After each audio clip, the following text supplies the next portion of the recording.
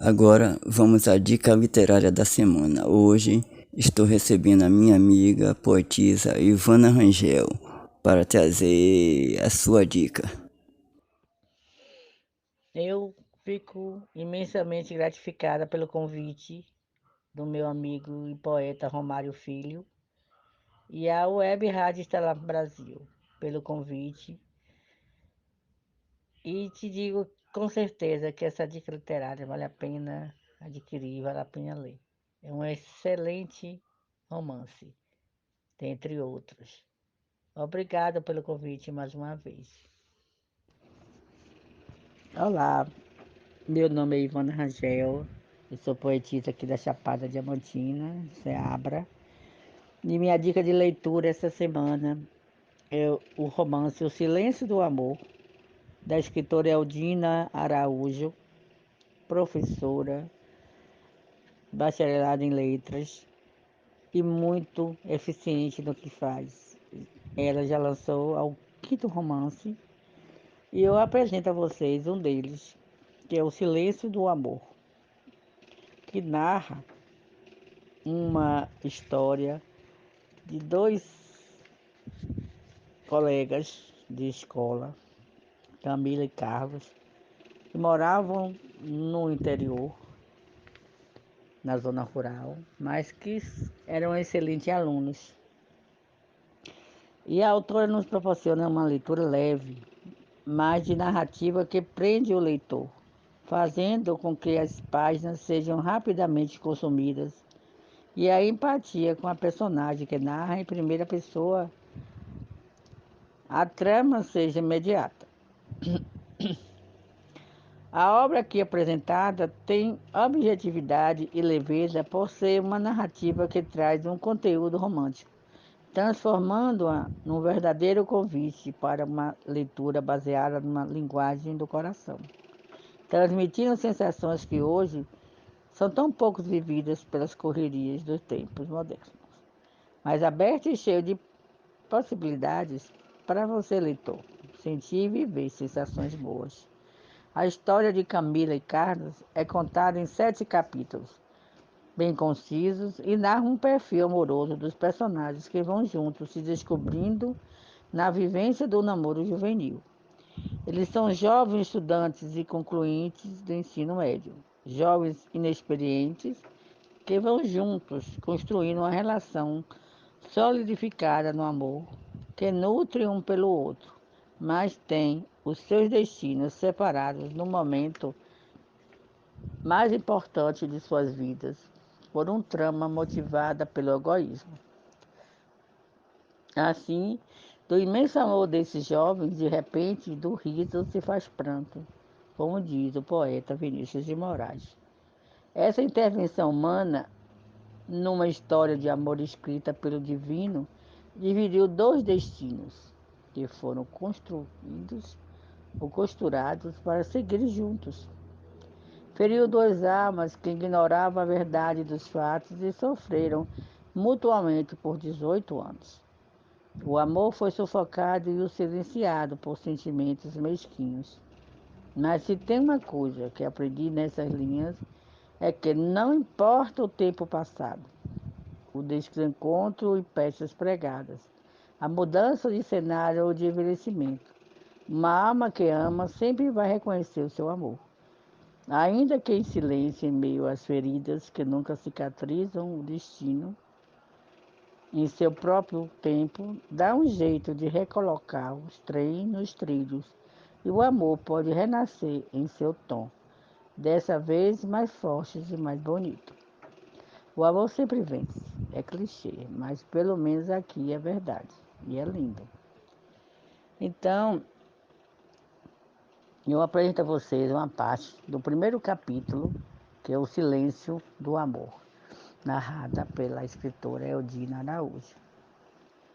O amor nasce de uma forma inusitada. Não se sabe de onde vem, não sabemos nem como chega. E se a flecha do amor estava passando por ali naquele momento, mas sei que, quando aparece, o mundo fica mais tranquilo, colorido e brilhante. Não sabemos dimensionar o amor quando ele aparece.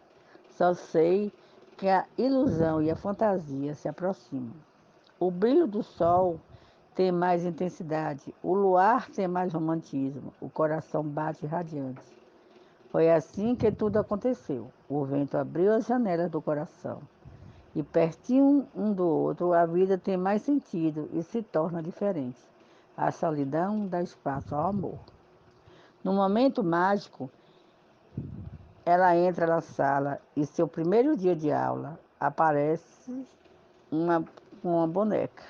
Por um instante, seus olhos se cruzam. Pararam para se olhar. Nessa mesma hora, um arco-íris bem colorido montou o destino de cada um, que foi escrito nas estrelas. Eu, Camila e Carlos éramos namorados desde o final da 8ª série, ou 9º ano.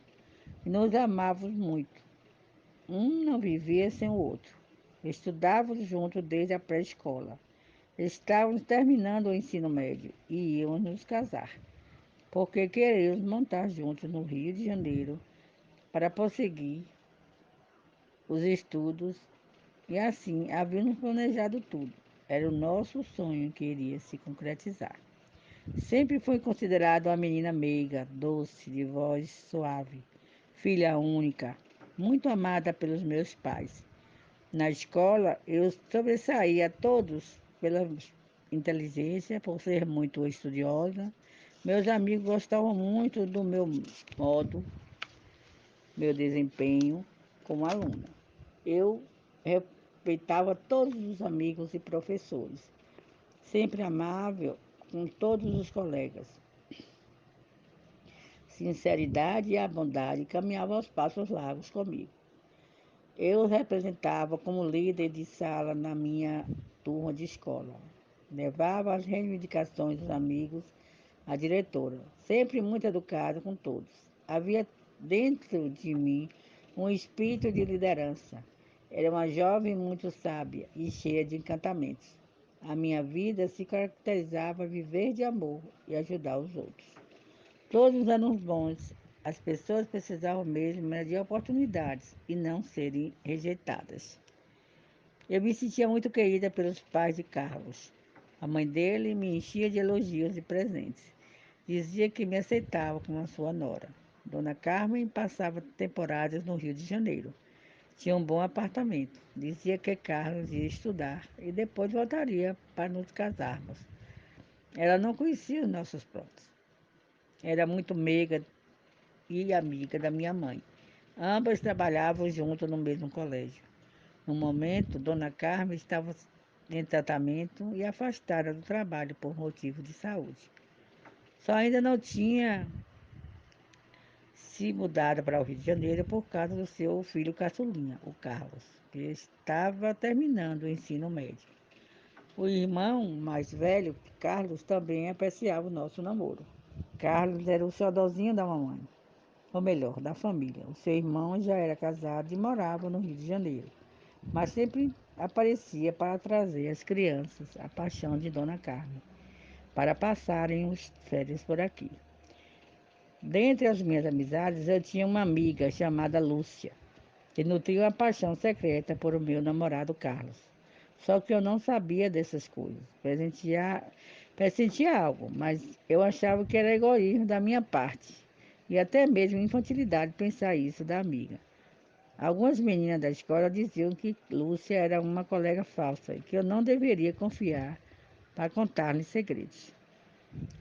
Uma delas usou um diálogo, um adágio popular que me confidenciar sobre a minha amiga. Entre aspas, a galinha que acompanha pato morre afogada. Fecha aspas. Eu, particularmente, não gostei da comparação. Fiquei insatisfeita com as palavras, mas bom mesmo é esquecer essas baboseiras. Coisas de jovens adolescentes birrentas. Palavras sem futuro, palavras inconsequentes. Foi educada para amar e respeitar todas as pessoas, até que fosse provado ao contrário. As pessoas boas, né, merecem votos de confiança, mas eu confiava piamente na minha amiga. Tinha muita consideração por ela. Nossos laços de afinidade eram muito ativos. Era uma espécie de âncora,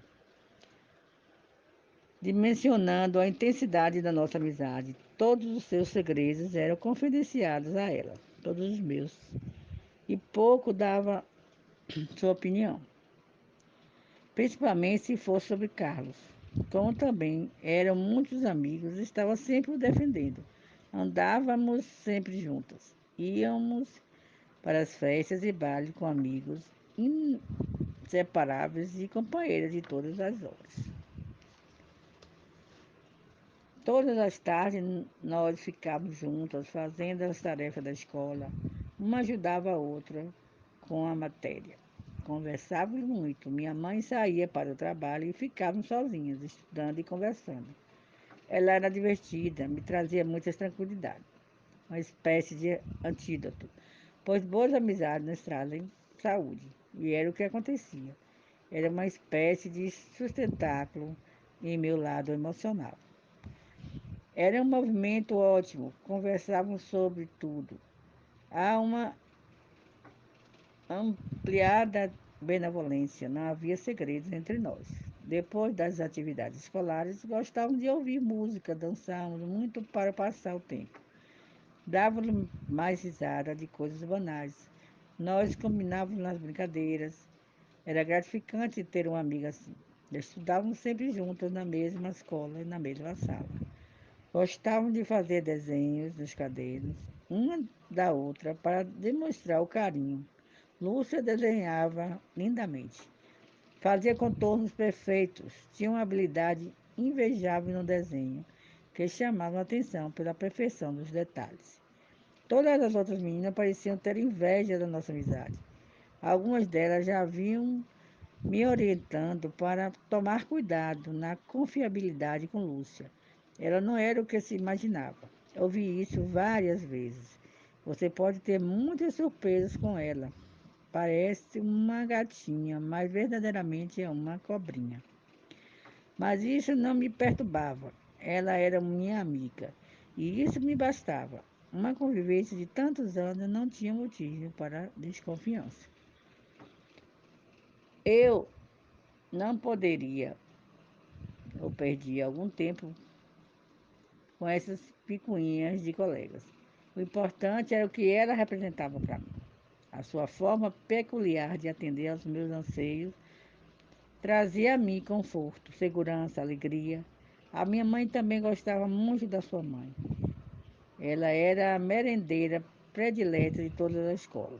Tratava as crianças com muito carinho e respeito. Todos os professores e funcionários gostavam da sua postura, pois aspirava e fazia sempre o bem do outro. Ofertava gratuitamente todo o seu empenho. O baile de formatura já estava marcado para meados do mês de dezembro. Eu confidenciei ao meu maior segredo. Falei, Lúcia, minha amiga, eu estou grávida e só vou contar para Carlos no dia do baile, depois da solenidade.